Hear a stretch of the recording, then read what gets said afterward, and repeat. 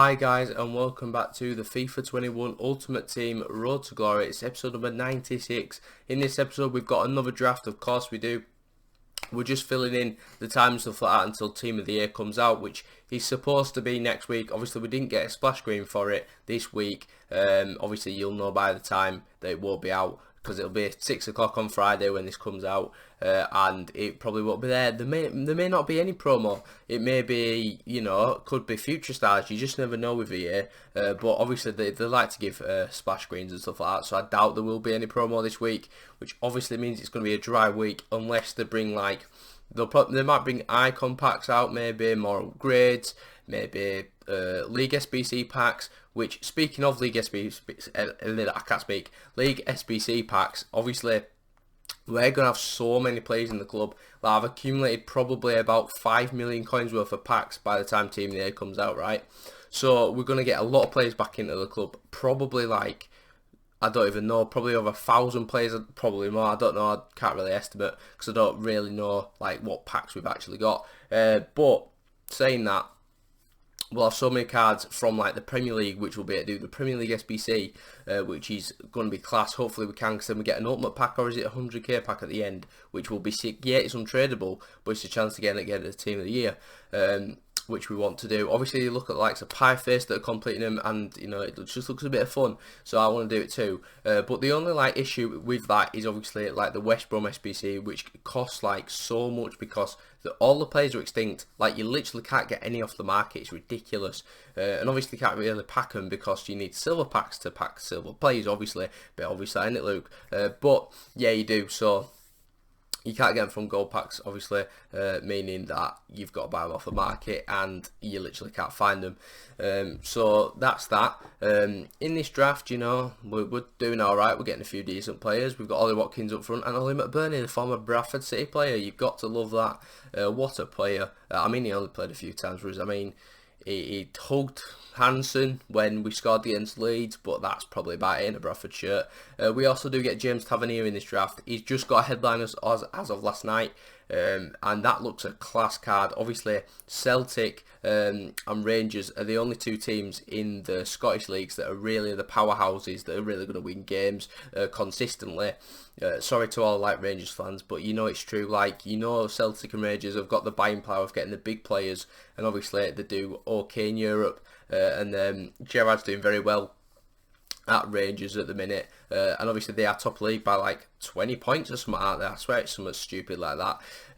So he's going to get a lot of upgrades, his Tavernier. Obviously he's already got 2 informs, which may mean it's less likely to get him another one, but you never know with EA. They just like to do fun stuff. Obviously Ryan Kent came out as well, and we managed to get Ryan Kent as a red player, which is absolutely fantastic. I can't believe we managed to get him. Obviously he'll be great off the bench like he was last year. I didn't get to use him last year because I sold the game at this point, but I'm just so happy that we get to use him this time. Obviously, he's not going to be as good as that Ryan Kent, which was obviously the road to the final, whatever version. But he's still a Ryan Kent, and everyone hates him. So that is absolutely fantastic. So speaking of that, we're probably going to look to do this Tavernier card. He's about 150 to 180k, which is very, very cheap, I think, for a card that's probably the best right back on the game at the moment in time. Obviously, Team of the Year is around the corner next week, but for right now, he's probably the best right back in the game, sorry. So we are probably going to complete him. And obviously we have got the Ryan Kent, so he can fit him easily in the team. But Ryan Kent would probably be on 7k money, and we'd put Tavernier right back on full chem. So that might be the play. Not entirely sure. You'll just have to wait and see. Also, I did miss the showdown cards, which obviously came out, being Scott McSauce and James Milner. I think they're very overpriced for what they are. They're about 200k a piece, I do believe. And obviously, you've got to look at what you can get on the market for just coin for coin value. I think Kante is probably around that 200k mark now. I'm not actually entirely sure how much he's worth, but I wouldn't be surprised if you're about 150 to 200k now. And obviously as a tradable card, you've got to look at that as well. Obviously you can sell Kante back on once you've used him for better players. You can't do that with Milner or Scott McSauce. Obviously if you're a Liverpool or a United fan and you want to get him, I'd probably just complete him. But Liverpool have had so many special card midfielders this year. You've had the likes of Bobby Firmino, Thiago getting a once to watch. Who else has there been? My mind's going blank. Why is it doing this to me? I can't just name some Liverpool midfielders that have probably got him. But anyway, we are 3-3 in this draft, and my opponent does score a great chip, and this guy was a Lincoln fan, and obviously I've got a lot of time for Lincoln. Obviously being part of the Bradford Fire, which obviously I know about because I'm a Bradford City fan, and you know I wasn't alive at the time, but my dad's brother's mate went, and you know he luckily escaped.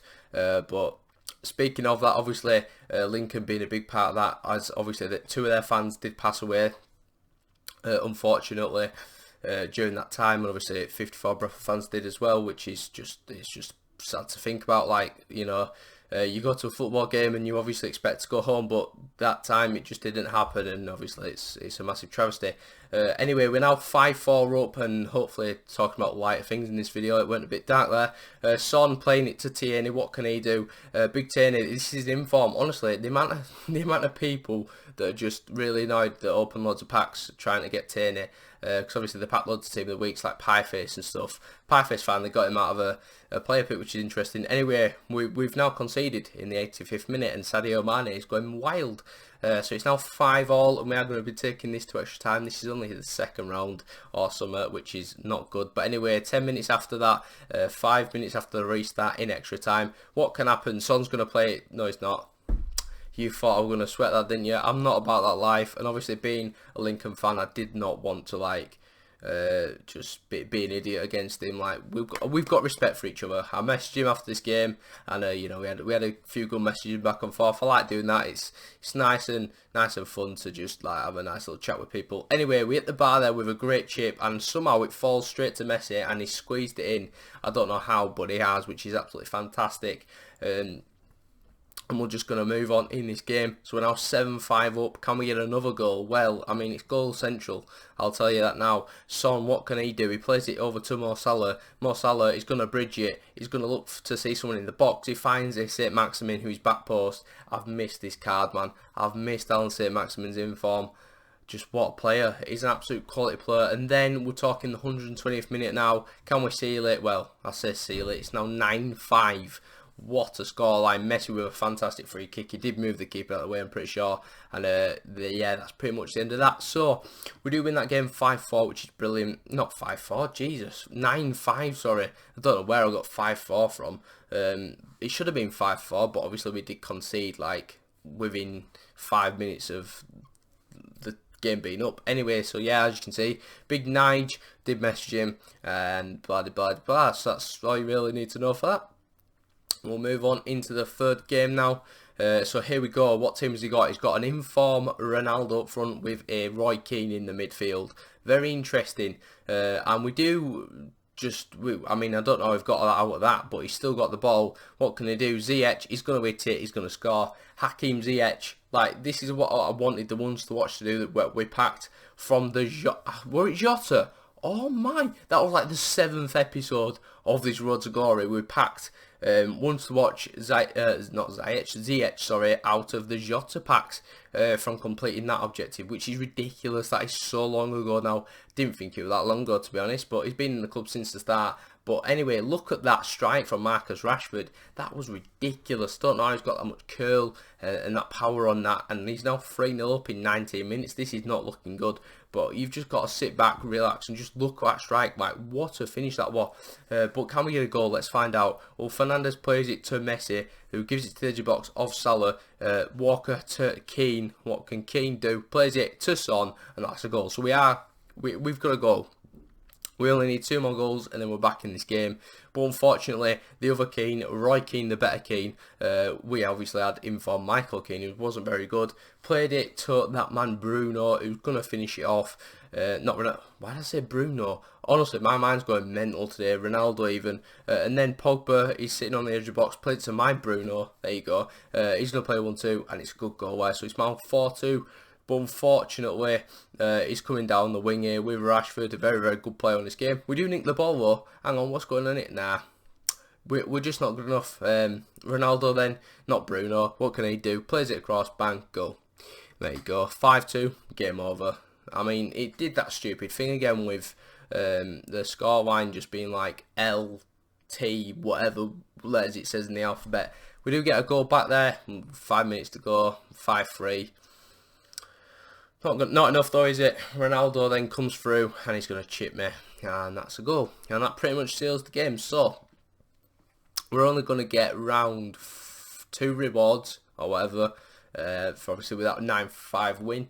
What can we get? 15k packs? I mean, it is where it is. Anyway, that's going to wrap up the end of the episode. We've got a big episode tomorrow. It's not going to be weekend league based because we've got a lot of FSBCs that we've completed. So if you enjoy the video, give it a like, subscribe if you are new to the channel, and I'll catch you in the next one tomorrow.